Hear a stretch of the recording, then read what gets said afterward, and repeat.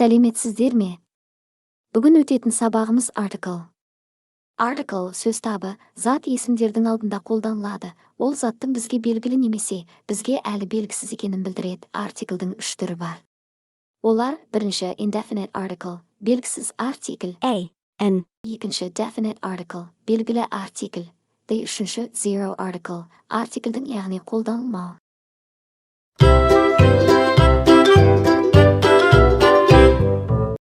The indefinite article N яғни дауысты дыбыстардан басталған зат есімдердің алдында қойылатын артикль. Яғни белгісіздік артиклі өзінен кейін тұрған заттың, көп заттың ішіндегі бір зат ғана екендігін білдіреді. Ол зат әңгімелесу барысында алдын айтылмаған. Әңгімелеуші адам алғаш рет айтып таныстырып отырған жағдайда осы артикль қолданылады. Бір indefinite article, белгісіз артикль. Бұл артикль one, бір, біреу, сан есімінен шыққан. Қолданылуы зат есімнің тек жекеше түрінде.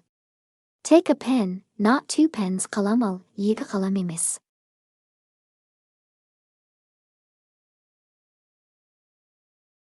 Дауыссыз дыбыстардың алдында қолданылады. A table, a dictionary, a teacher, a big apple, take a map. Бір картаны алыңыз. Дауысты дыбыстардың алдында қолданылады. An apple, an orange, an hour, an yellow pencil. I am reading an interesting book. Мен қызықты кітап оқып отырмын.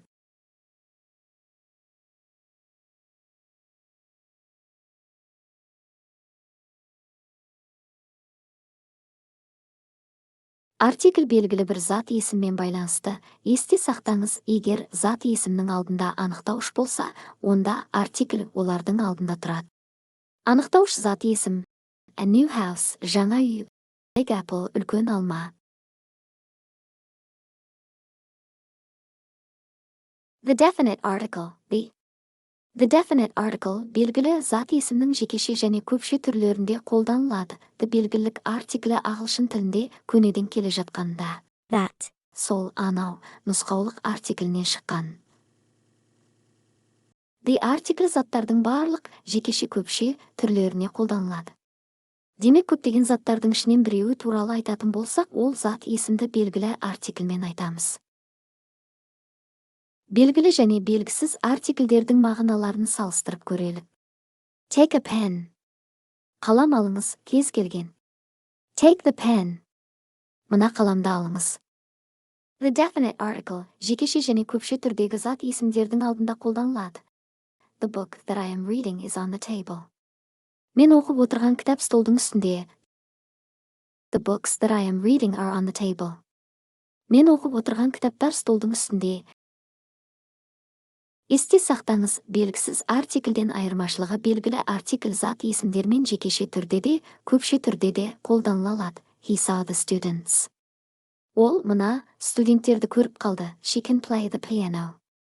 Ол пианинода ойнай алады. The cat has 4 paws. Мысықтың 4 табаны бар. Ескерту: отбасына немесе әулеті фамилиясына байланысты атаса, онда the артиклі қойылады. Мысалы, the Johnsons, Джонсондар отбасы немесе әулеті. Zero article, 0 артикль. Zero article дегеніміз ешқандай артикль емес, жай ғана бос орын. 0 артикльдің қолданылуы, яғни ешқандай артикль қолданылмайтын жағдайлар. 1. Жинақтық, жалпылай айтылатын зат есімдердің алдында. Мысалы, crime is a problem in most cities. Қылмыс көптеген қалалардағы мәселе. Қылмыстың қандай түрі екендігі айтылмайды. Жалпы алғандағы қылмыс жайлы айтылып тұр. Life is good, өмір жақсы. Өмірдің де түр-түрі болмайды. Жай ғана түсінік. 2. Ел жер, адам аттарының алдында. Мысалы, мистер Мамиров, Астана, Казахстан, Чайна. 3. Жыл мезгілдерінің, ай аттарының, апта күндерінің алдында. Мысалы, July is the hottest month. We don't work on Saturday. 4. Дерексіз ұғым мен заттарды білдіретін зат есімдердің алдында. Friendship is based on mutual respect. Достық өзара сыйластықтың негізінде болады. Snow is white. Қар аппақ болады.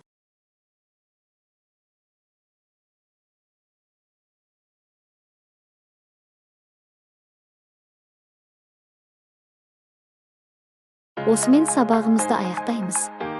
Лайк басып каналымызға тіркелуіңізді сұраймыз. Сау саламат болыңыздар.